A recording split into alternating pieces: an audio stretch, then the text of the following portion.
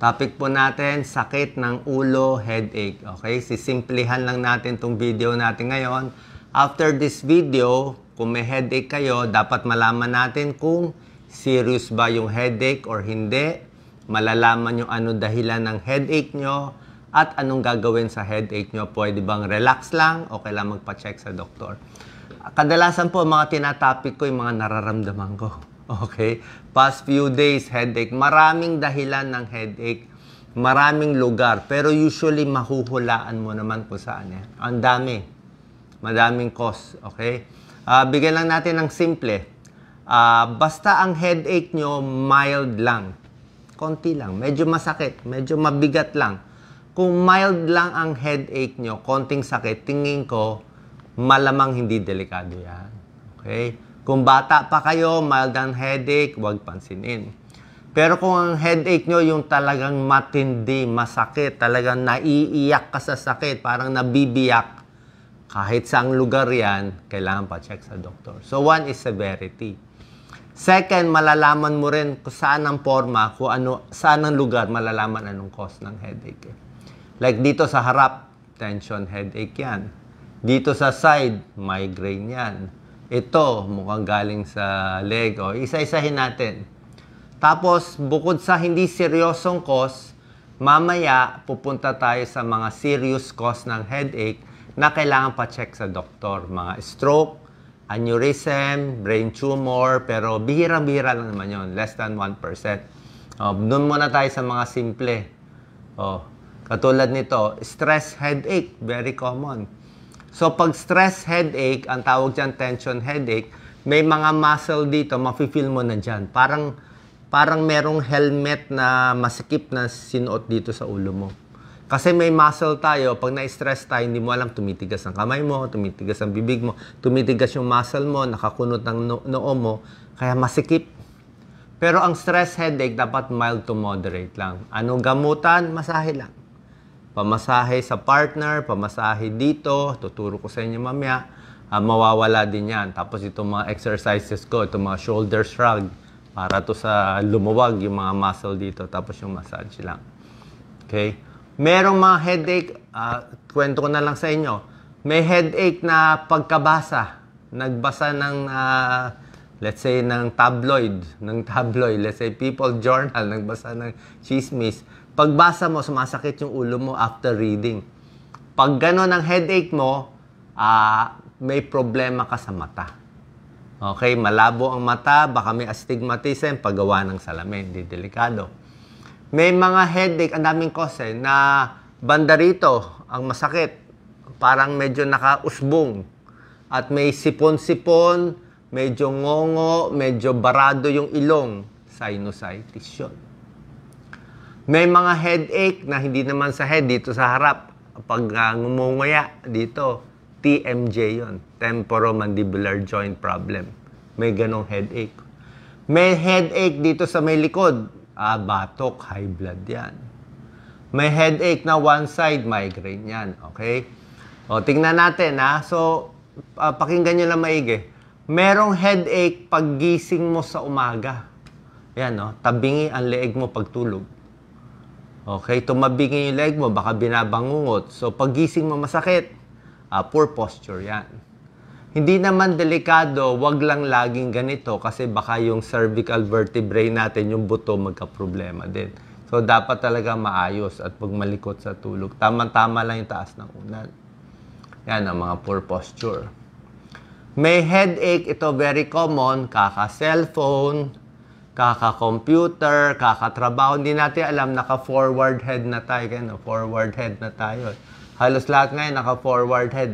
Dapat kasi ang ulo, diretso lang. Ayan, Pag nakadiretso ulo natin, ang bigat 5 kilos.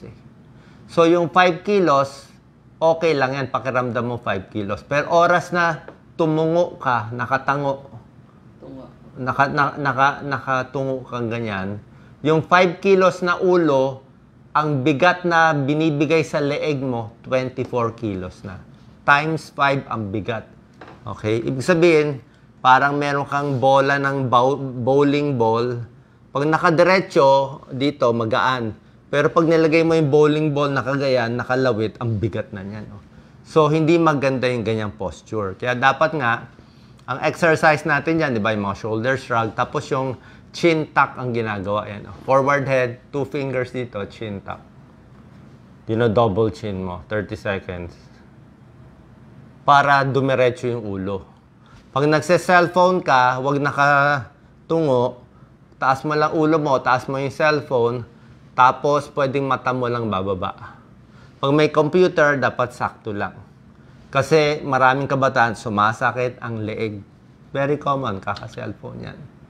Yan naman causes neck strain. Pwedeng masira. Yung tension headache, na-explain ko na, di ba? Stress, massage, yan, pahinga lang, mawawala. Meron din headache ng migraine. Okay? Iba naman yung migraine. Ang migraine, mas matindi tong headache, mas serious to than tension headache or stress headache. Ang migraine, usually one side lang ang masakit. 70% of the time, one side, left or right. Tapos yung sakit niya humihilab. Masakit to, moderate to severe. Tapos minsan may nakikita ka pang aura, sparks, masakit. Pagpuyat, pagpagod, nagkaka-migraine. Pag malala yung migraine, may gamot na binibigyan doktor. May mga maintenance na iniinom. Pero kung hindi naman malala, kahit pain reliever lang pwede na. Pag paulit-ulit ang migraine, pa-check tayo sa neurologist. Ulitin ko Pag ang migraine matindi, paulit-ulit pa-check sa neurologist kasi may possibility na baka may stroke in the... Hindi naman... Huwag naman matakot agad, pero meron kasing small chance, mga less than 1%. Baka matsambahan na pag na-CT scan na MRI, may makitang may dugo So, ayaw rin natin matindi yung migraine. Okay? Migraine headache. Ito naman, ang ayaw nating sintomas. So, pag ang headache mo dito lang, sige, okay lang yan, di ba? Alam natin.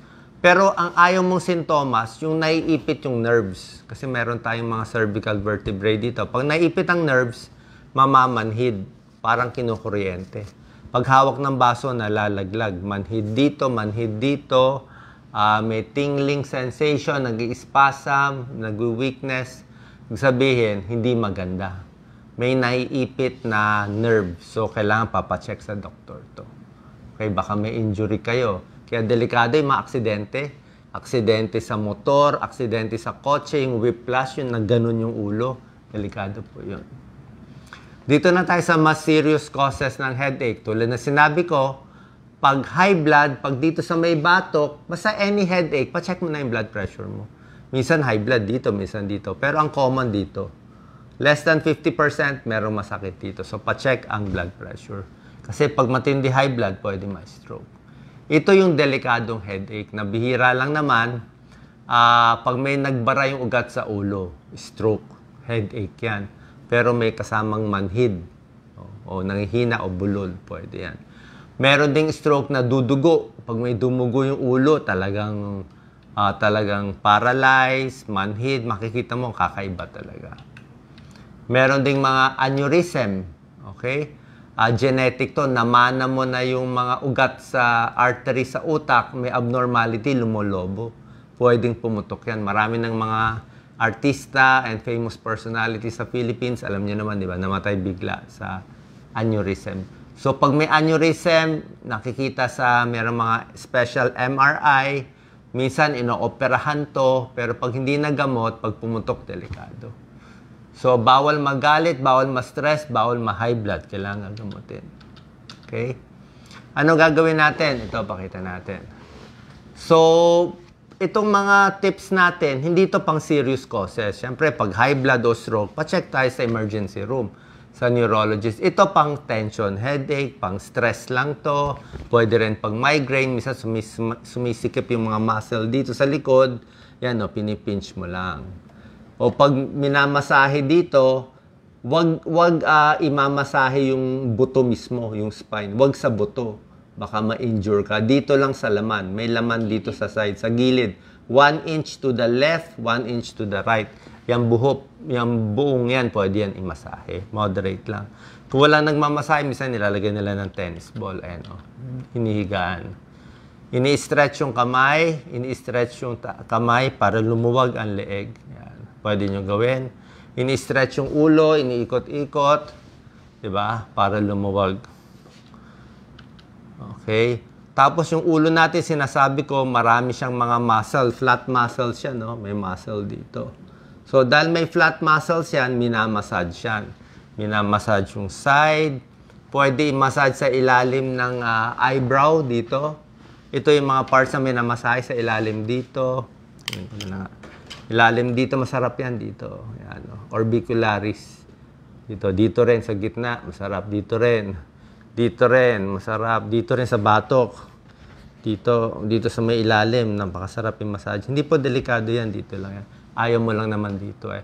Tapos pag sa ulo, pwede dito sa likod, sa harap. Ang tip ko lang sa mga tumatanda, nalalagas yung buhok, huwag lang masyadong lakasan kasi malalagas eh. Pag matanda na, mahina na yung kapit ng buhok sa anit natin, mahuhulog. Kaya pag dito sa ulo, para hindi malagas, press mo lang. Diinin mo lang.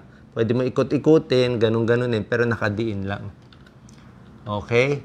Tapos, other tips, exercise, matulog maigi, itong mga stretching, tsaka bawas trabaho, tigil sigarilyo, tigil alak. At hopefully, sabi ko nga, pag hindi naman delikado, dito mga exercises natin, pwede na. Pero kung nandun kayo sa mga mas serious na mamanhid, parang stroke, or matindi yung sakit ng ulo, papacheck tayo sa neurologist. Sana po nakatulong tong video. God bless.